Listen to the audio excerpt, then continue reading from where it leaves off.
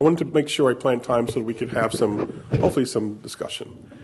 And I'm going to tell you ahead of time that I think this will be relevant to many of you in this audience because either you're thinking about how to make better stem cell preparations, thinking about how stem cells can be used for problems in curing debilitating illnesses. And what I want to try to discuss today is what's going on currently, what are the factors that are driving stem cell-based regenerative medicine.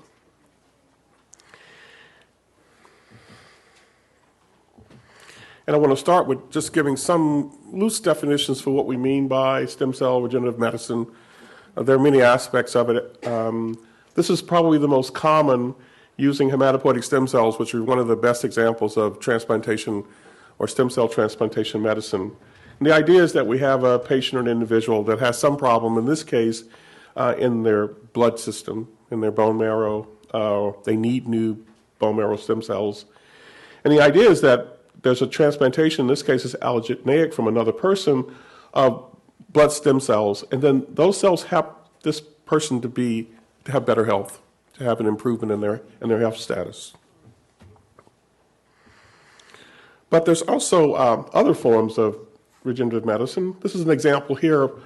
What I just showed you earlier was homologous. It's the tissue that's being transplanted, the source of those stem cells that are being transplanted in terms of tissues is going into the same tissue, so bone marrow to bone marrow. But there's also heterologous treatments. And in this case here, we have an individual that has a problem with their heart. And what's done here is the same types of cells as before, hematopoietic stem cells, are transplanted toward the goal of improving health in the heart.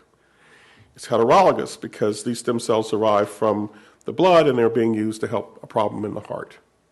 Right? And one of the questions I want to raise today in my talk is whether or not this is going to be the most productive way to move forward. Let me just say that when in these tissue heterologous transplantations, there are several goals sometimes. Sometimes it's to actually do regeneration in the heart. Other times it's because the cells that are being transplanted, even hematopoietic stem cells, may have properties that can encourage the development, encourage the restoration of the tissue. Could be growth factors, could be even structure. And heterologous treatments, by and large now, are autologous. So it's the same basic idea in terms of heterology. Cells, in this case, taken from the bone marrow, taken from blood systems, from the patient, given back to the patient to help a problem in a different tissue. There's an awful lot of stem cell transplantation medicine going on in that type. Okay?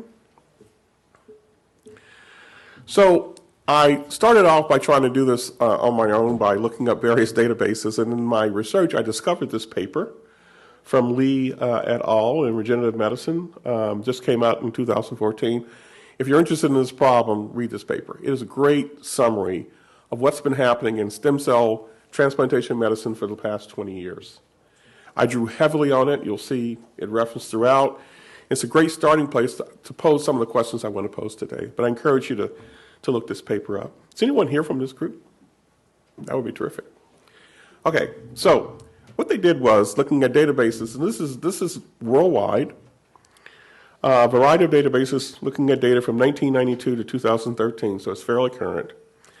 And they identified about 4,700 or so stem cell clinical trials. And I'll come to a moment, I'll tell you what I mean by that. But basically, there's stem cells being used in clinical studies to try to effect a cure, treatments for patients in need. Out of that 4,700 or so, they defined about 1,000 that they call novel. And that means that these are novel in this setting means that this is a new clinical trial where there hasn't been one like it before, not the year before, not years before.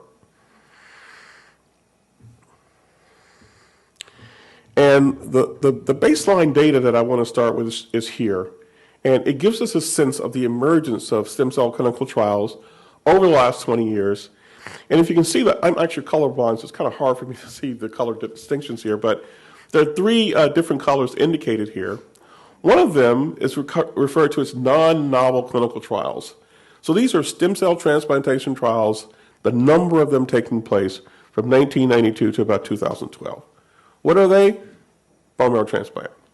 Primarily, they're hematopoietic stem cell transplantation, where optimization is going on. What happens if you vary what medicine is being used when they're transplanted, whatever you change the immunosuppressive agent in allogeneic transplant, changing dose, changing order of addition. Lots of that's been going on. As you can see, it's been increasing over the years. What we're going to focus on is that 1,000 or so, which are novel. So those are clinical trials. For instance, here in 2000, there's this little blip there for novel clinical trials. It means these trials here didn't happen earlier. They're new. And they come in two main categories, and this is going to be an important point for this discussion. Ones that are involving mesenchymal stem cells and ones that are not. I did that in reverse order, but you get the picture. So what you see is out here, somewhere around about 2004 or so, these upper bars start to take off. So we start seeing a lot more of these new clinical trials that are new. Okay? So one of the things I want to talk about today is what's driving this. Can we think about what may be changing in the world, changing in science, in medicine, that's responsible for the sudden increase in the number of trials which are new, involving, in many cases, mesenchymal stem cells. I want to point out that these new stem cell clinical trials are taking place globally. And this just shows for the past, in 2014, there are about 300 new stem cell transplant clinical trials. This is where they're happening in the world.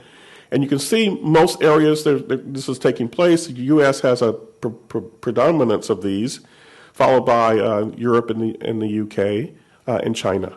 But it's something that's happening worldwide in terms of where these trials are now taking place.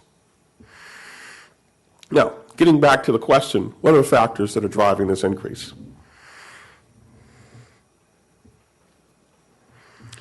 One of them that we might consider a priori is patient need. These trials are happening because people are looking for ways of treating illnesses that previously we haven't been able to treat. Many cases where tissues are in states of disease where they need to be replaced with new tissues, in cases of terrible debilitating injuries that are difficult to repair. Okay? But there's no reason to think that patient need itself has increased.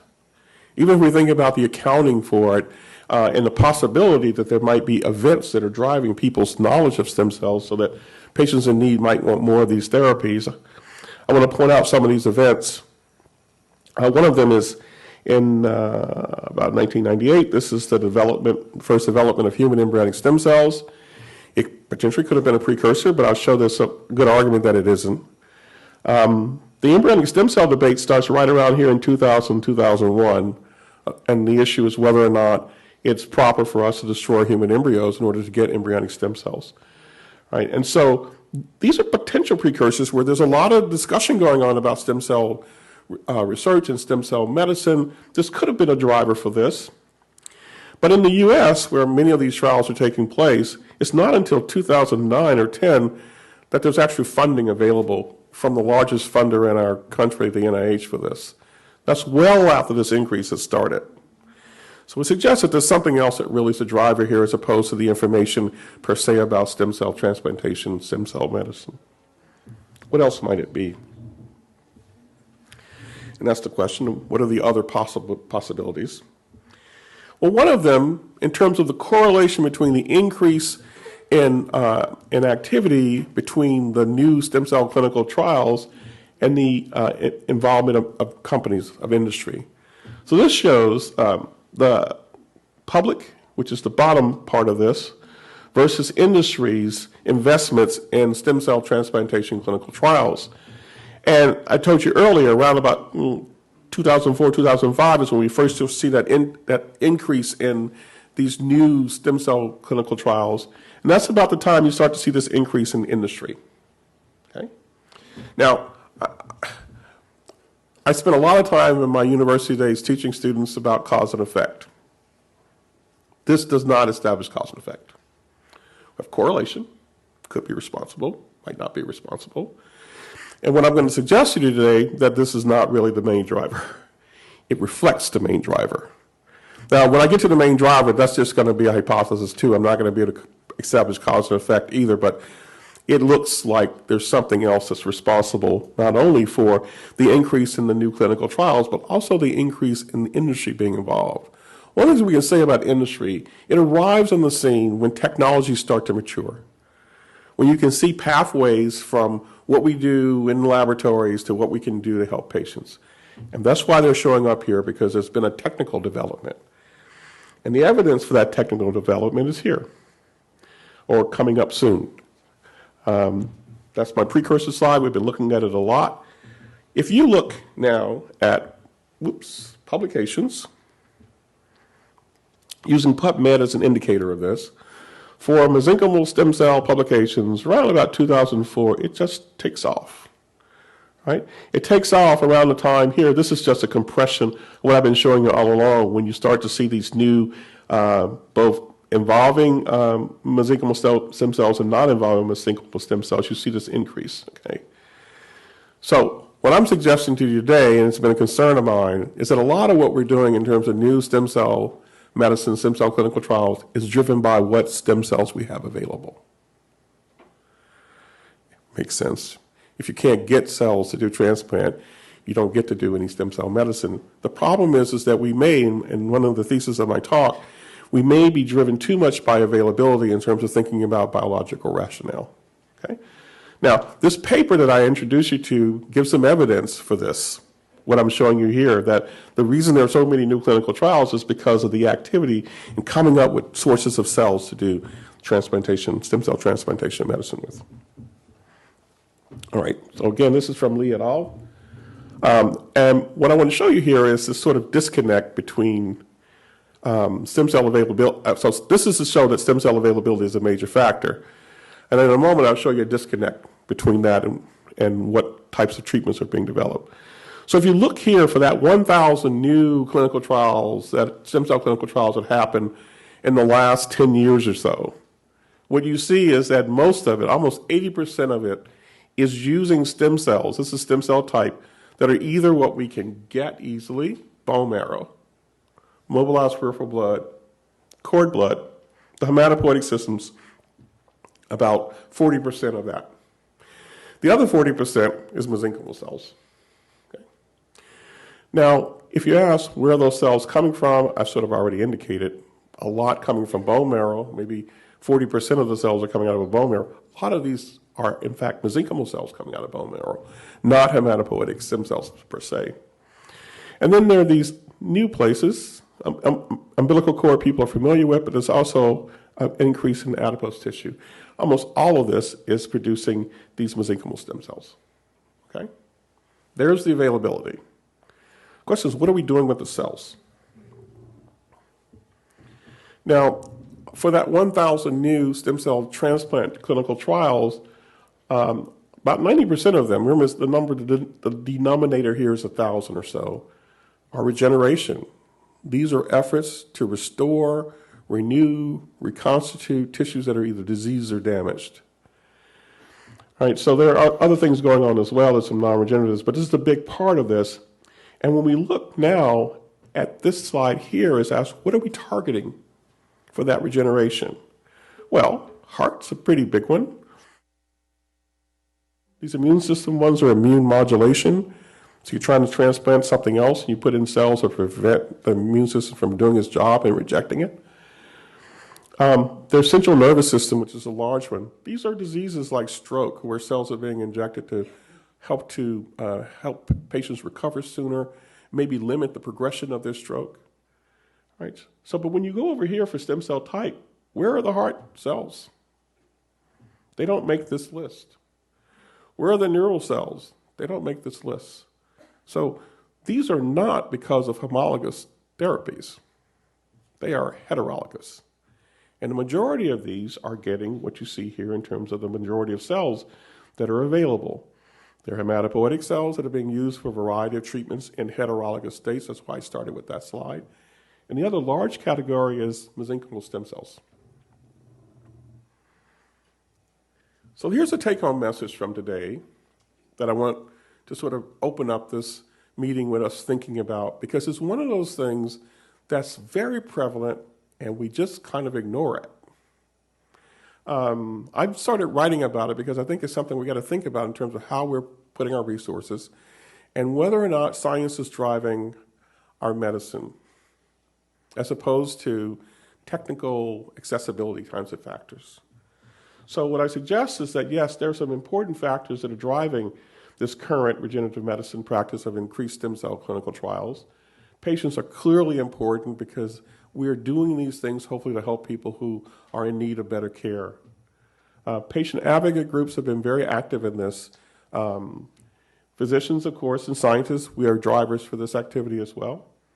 Government agents that support the research. And I mentioned specifically commercial interests.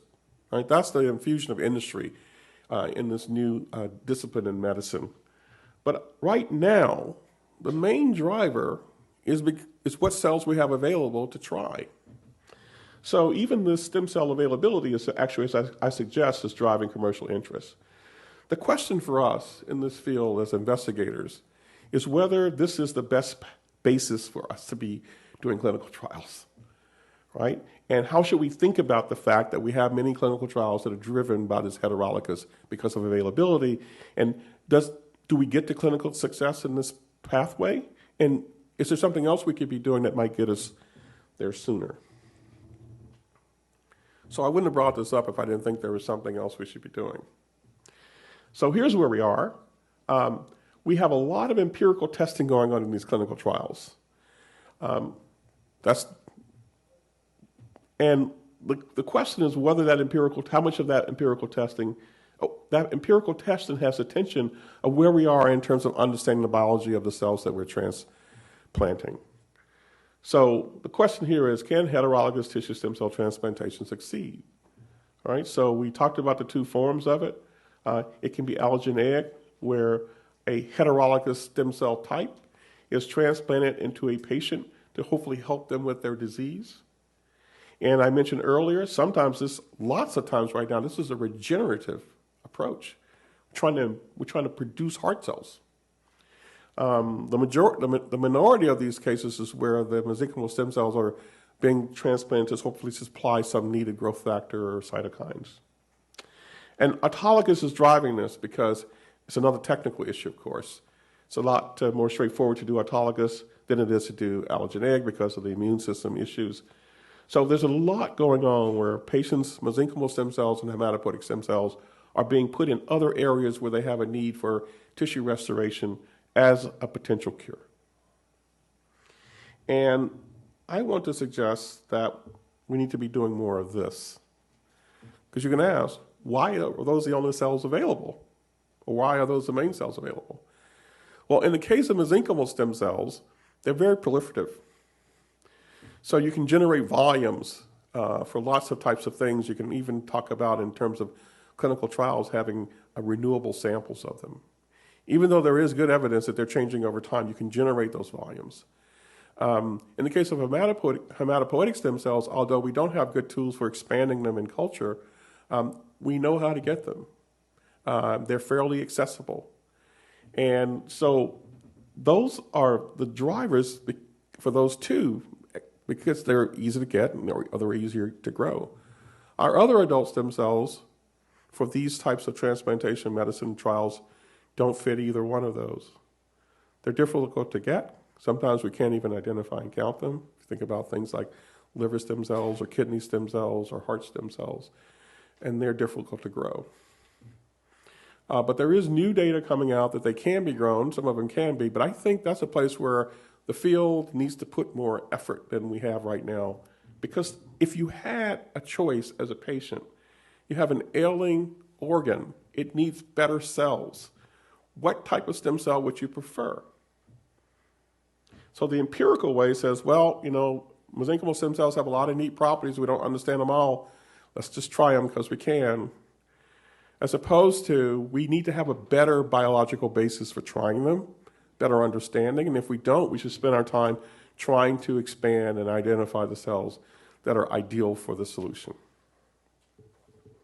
And I think I'll leave this slide up. Oh, I didn't. Will we go back? Yeah. I'm going to stop there. Thank you for your attention. Let us know if we have time for some questions.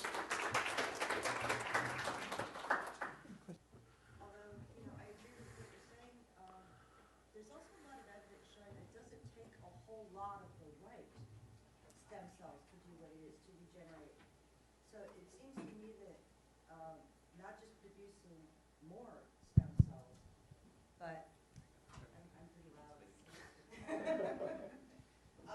Could you tell us who you are when you? Oh, I'm sorry. I'm Wendy Weston. I'm from 5X Biomedical, and it seems that characterizing, like you said, is very important in knowing what you're getting. But some of the research that has been done has shown that it only takes a few of the right stem cells. So the research, in my opinion, should be going towards what is the right kind of stem cells, getting the right kind, and what is the proper way to deliver those stem cells so that we don't lose them. Do you understand what I mean? Absolutely. So that's a great qualification. One of the things I think sometimes that gets lost in the technology development is that bone marrow transplant shows us we don't need to do expansion to affect cures. But when you're in the realm of trying to make more for more people, in the industrial setting where you want to be able to produce these cells and process them so they be available to more people, then expansion becomes an issue. So depends on the setting, not required, but we're in a much better place if we can produce them. And the characterization, absolutely. Getting better characterization of the cells, where they reside, what you can do and can't do with them in terms of maintaining the properties is very important. Yeah, thank you for that. Here.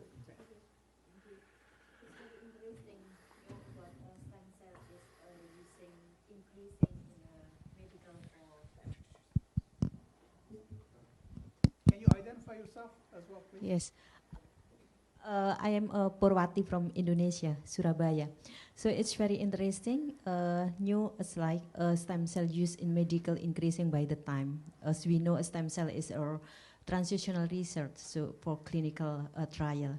So I want my question is how you know about the result of successfully of stem cell, especially in the what kind of disease or kind of source, because the clinical trial especially is to make a standardization for international, maybe for a good standardization to stem cell treatment. Thank you. So is the question, how do you know that these are... The result of successfully of stem cell, especially what kind of disease, what kind of use of kind of stem cell and source, maybe? Yeah, so a lot of these trials are ongoing. So in some ways, I'm sort of anticipating problems. But ultimately, many of these trials are going to give reports. And we'll find out over time, this chart here, there'll be information about what types of trials were successful and what won't. I mean, you're right, that's what these clinical trials are for. But we still have choices to make in terms of which new trials we're going to start. So these are the kinds of ideas I think should be in that discussion. This question right there. Dr. Ramo from UCSS, I would like to know to what degree mesenchymal cells are actually analogous and how different they are, and how the variations of mesenchymal cells can reflect onto treatments. To what degree is diversity here relevant for that? Thank you. Yeah, so there are better experts here. There are actually experts here on mesenchymal stem cells. I'm not particularly one of those. The question is, does it matter? So we know things about their properties. We know about variability. We know about growth. We know we can. But the neat thing about mesenchymal stem cells, you can engineer them. You can have them make some other factor that you think you need. So the real issue is, when they're in this heterologous site, how well do they work there? And there are those who would say, and there are animal studies going on as well to address some of these issues. And to a certain extent, you know, at some point one has to ask these questions in humans, either starting with phase 1 trials. So I don't think we know. What I'm suggesting is we have an awful lot of this going on. I hope we're right to a certain extent about it. Thank you for the presentation. I really enjoyed. And I agree with you that we should be more careful about the biology of the cells that we need to transplant. But I think we have also to admit that we have learned a lot from the MSC transplantation. And I think it gave, at least I will make one of my 2 presentations, the one on Wednesday, it actually reflects your I will try to underline how much is important in regenerative medicine, not only to have cells that become the cells that you would like, but that you have a sort of tissue repair.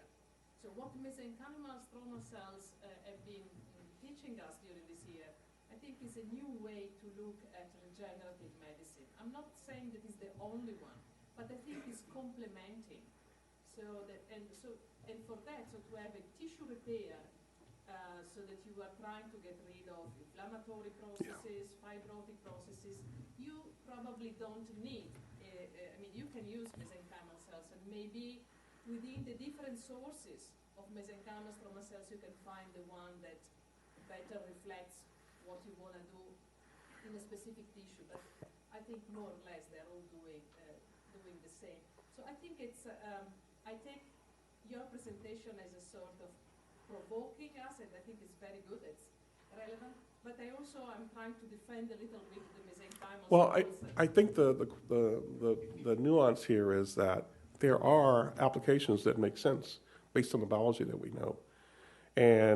But what's happening is, since most of what's happening is regenerative, in those cases, there's a lot of examples where these cells are being transplanted because they're available, especially ones that are adipose-derived as well. So I think we need to have that kind of judgment, if you will, in terms of what's the better application based on what we know about their biology.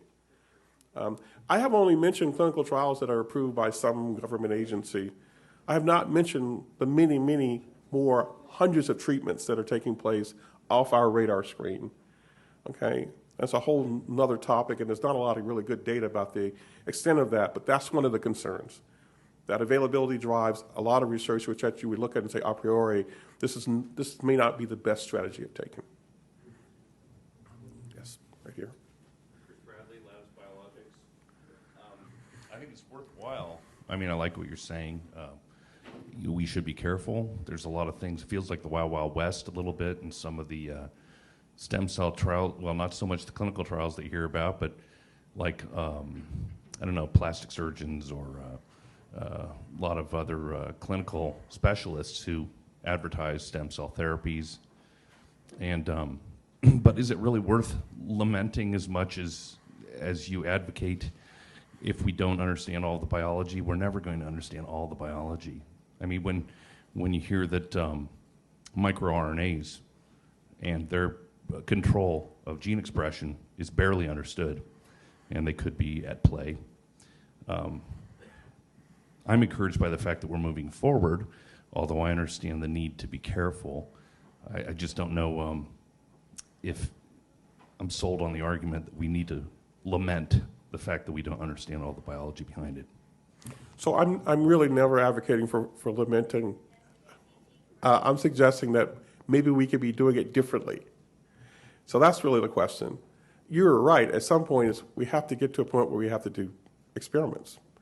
And we have to sometimes do those experiments with patients. But that's not a trivial statement, doing it with patients, and we should be in our best suit when we're doing it. And so some of that is spending more time thinking about the biology. As Onelia indicated here, there are some cases where it makes sense, but there are other cases where you wouldn't give mesenchymal stem cells for somebody who needs a bone marrow transplant. And there are experiments, there are clinical trials going on to have that look. So it's about just sort of taking a look at the landscape as shown here, asking what are those things that are going on which might, with more thought, we would do differently, because our resources are limited, and so is our time. Yeah. Got one more? One more, yeah, Okay. go ahead. Then. Actually, it's been suggested that you should use mesenchymal stem cells for bone marrow transplant due to reestablishment of the niche for bone marrow transplant in order to take. So that's another good example where the biology makes sense to do that, because we're still looking for ways to improve bone marrow transplantation for hematopoietic stem cell replacement. Yeah. Thank you very much for your questions. Thank you very much, James. Appreciate it. I'm going to go down so I can Let me hear. give you your certificate. Oh, I got it. It's important.